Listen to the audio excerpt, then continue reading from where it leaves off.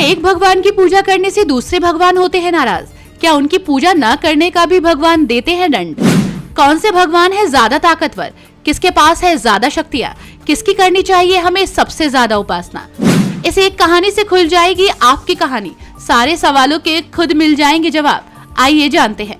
हमारी धार्मिक ग्रंथों में बसी अनगिनत कहानियां हैं जो हमें जीवन की महत्वपूर्ण सीख सिखाती है।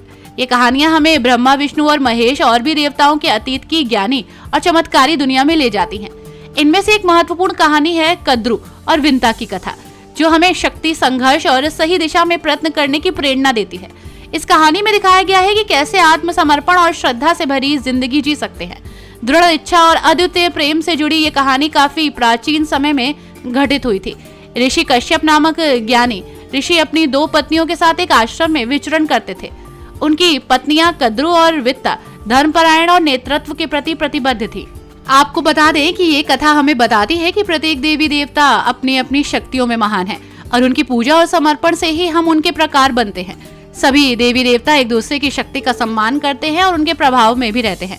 ये कथा भारतीय संस्कृति और परंपरा की गहराइयों को दर्शाती है, जहाँ हर देवी देवता की महत्ता और शक्ति अद्वितीय है।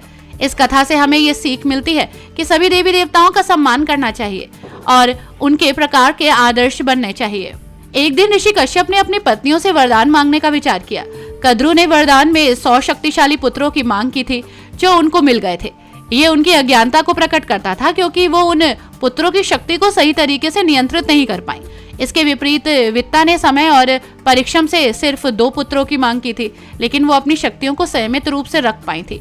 एक दिन ऋषि कश्यप ने अपनी पत्नियों से प्रतियोगिता में हिस्सा लेने का प्रस्ताव किया। इस प्रतियोगिता का उद्देश्य था दिखाना कि शक्ति न केवल शारीरिक बल पर निर्भर करती है, बल्कि उसमें श्रद्धा, संयम और सही दिशा की आवश्यकता होती है। प्रतियोगिता का दिन आया। गणेश और कार्तिकेय, वित्ता के पुत्र और कद्रू के सैकड़ों पुत्र सभी अपनी शक्तियों को प्रदर्शन करने के लिए तत्पर थे। इस प्रतियोगिता में दिखाने के लिए कि उनका अभियान संयमित और सही दिशा से है। वो आत्मनियंत्रण और संयम की महत्वपूर्ण मिसाल प्रस्तुत करने की कोशिश करते हैं। प्रतियोगिता आरंभ हुई।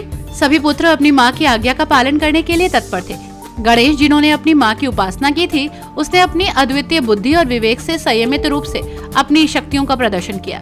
कार्तिकेय ने अपनी तीव्रता और शक्ति के साथ प्रतिस्पर्धा में भाग लिया। प्रतियोगिता की सच्चाई सामने आई। कार्तिकेय ने अपनी अत्यधिक शक्ति के कारण प्रतिस्पर्धा में आगे बढ़ते हुए अपनी जीत की ओर बढ़ते हुए अपनी विजय की ओर बढ़ते हुए गणेश के पास पहुंचे। गणेश को ज्ञान की प्रतिष्ठा, बुद्धि और संयम की प्रतिष्ठा से जाना जाता था। कार्तिकेय, जिन्होंने अपनी अद्वितीय शक्तियों का संचय किया और अपने परिश्रम से प्रतियोगिता जीत ली। इस प्रतियोगिता की सच्चाई ने सभी को ये सिखाया कि अगर हम सही दिशा और संयम से अपनी शक्तियों का उपयोग करें तो किसी भी मुश्किल को पार किया जा सकता है। इस कथा से हमें ये सीखने को मिलता है कि शक्ति केवल शारीरिक बल पर ही नहीं, बल्कि आत्मा में आत्म संयम में ससमय की महत्वपूर्ण भूमिका निभाती है।